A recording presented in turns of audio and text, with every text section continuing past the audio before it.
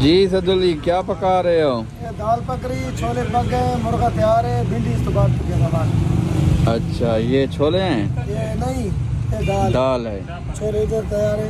इतना धुआं है कि नज़र बहुत कम आ रहा है। ये देखें ये दाल है और ये क्या है? ये छोले, ये छोले तैयार है। ये छोले तैयार पड़े हैं मुर्गा तैयार है। और ये मुर्गा तैयार है। बहुत सारे छाबड़े होते पाए तो ये है मुर्गा शरीफ। उसके बाद भिंडी शरीफ तैयार होगी।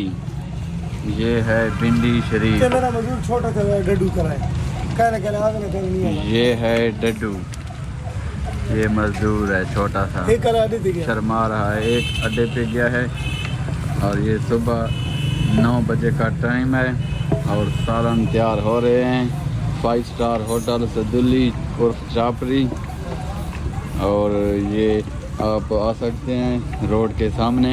किस जगह पे है?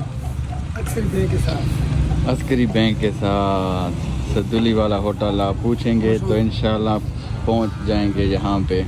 मशहूर होटल है, तकरीबन 15 साल 20 साल पहले का। 25 साल हो गए हैं। अच्छा, वीडियो को लाइक शेयर फॉलो ज़रूर कर दें। ओके, अल्लाह हाफिज़। पाकिस्तान जिंदाबाद।